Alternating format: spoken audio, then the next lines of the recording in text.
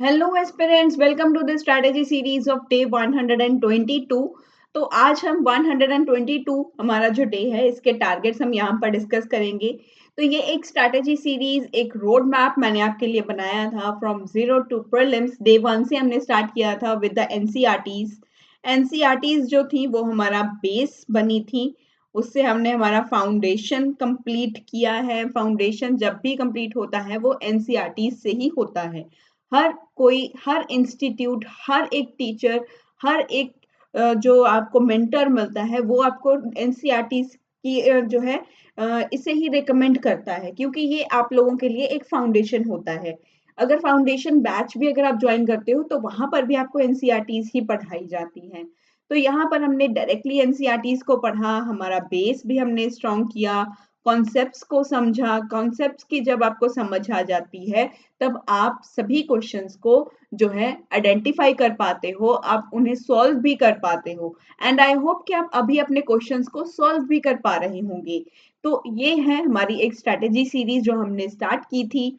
और ये यहाँ पर आपको डेली टारगेट्स भी दिए जाते हैं, जो हर एस्पिरेंट की लाइफ में सबसे बड़ा चैलेंज होता है कि वो उसे अपना डे कैसे स्केड्यूल करना चाहिए।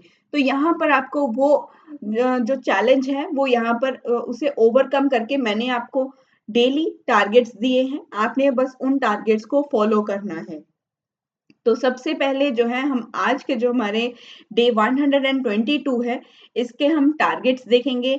यहाँ पर आपको जो है अपने सेक्शनल टेस्ट लगाने हैं ज्योग्राफी के।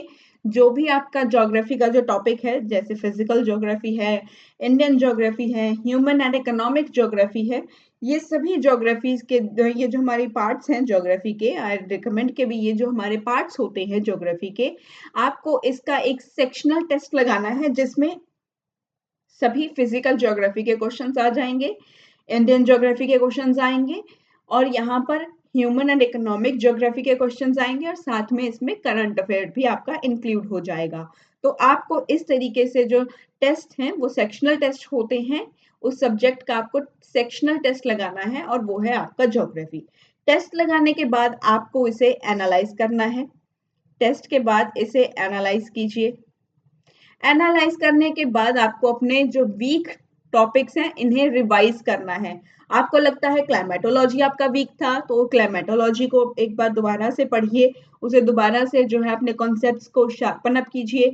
अगर आपको लगता है कि आपका ओशनोग्राफी वीक था, then go for oceanography. If you think कि आपका इंडियन ज्योग्राफी में आपको फिजियोग्राफी ऑफ इंडिया, और अगर आपको ड्रेनेज सिस्टम में प्रॉब्लम है, और आइदर आपको अगर किसी क्लाइमेट टाइप में अगर आपको प्रॉब्लम आ रही है तो आप उसे रीड कीजिए। आपको सॉइल कॉन्फ़िगरेशन में दिक्कत है, आप उसे दोबारा रीड कीजिए। अगर आपको ह्यूमन ज्योग्राफी में कोई दिक्कत आ रही है, इंडस्ट्रीज वाले टॉपिक में, रिसोर्सेज वाले टॉपिक में, तो आप उसे वहां पर दोबारा से रिवाइज कीजिए। करंट अफेयर्स में मैंने आपको बोला है कि आपको मंथली मैगजीन फॉलो करना है। किसी भी कोचिंग इंस्टीट्यूट का आप मंथली मैगजीन फॉलो कर सकते हो, आपके ऊपर डिपेंड करता है। मार्केट में बहुत सारे ऑप्शंस अवेलेबल हैं, आप अपने अकॉर्डिंगली, अपने चॉइस के अकॉर्डिंग उन्हें उठाएं, उन्हें चूज करें और उन्हें रीड करें।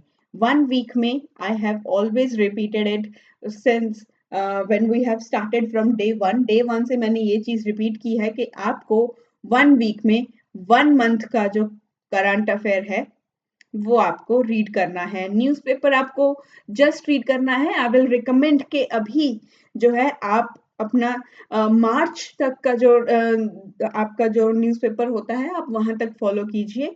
आइदर अगर आप रीड करना चाहते हो तो अप्रैल का आप रीड कीजिए। सिर्फ देखिए कि क्या इम्पोर्टेंट है, क्या हो रहा है, इतना ही देखिए, क्योंकि अभी जो है एग्जाम जो है वो बन चुका है आई थिंक।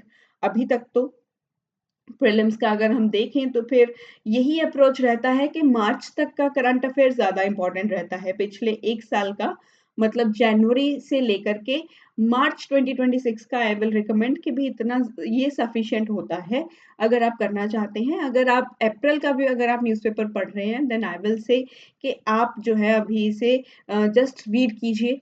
सिर्फ एक बार जो है नज़र घुमा लीजिए कि क्या हुआ है, कैसे आस-पास क्या हो रहा है आपके वर्ल्ड जो है हमारी पॉलिटिक्स है वो किस तरीके से वर्क कर रही है। तो ये सब चीज़ें आपके लिए इम्पोर्टेंट हो जाएँगी।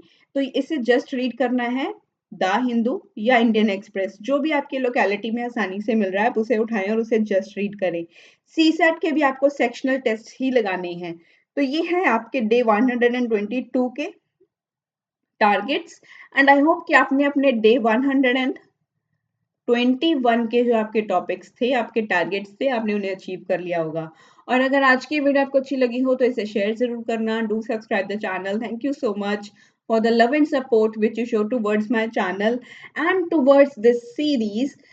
And thank you so much once again. अगर आपको आपके टारगेट्स कंप्लीट करने में, आपको अगर किसी पर्टिकुलर सब्जेक्ट में या किसी पर्टिकुलर टॉपिक में भी अगर आपको कोई दिक्कत है, तो आप डायरेक्टली मुझसे कनेक्ट कीजिए। मैं उसके लिए आपको एक क्विक रिवीजन जो है सीरीज़ भी दे सकती हूँ, ताकि आपकी जो प्रिपरेशन की जर्नी है, वो और भी अच्छे से चले और आप अपने टारगेट को अचीव करें। Thank you so much once again. Keep learning and keep motivated.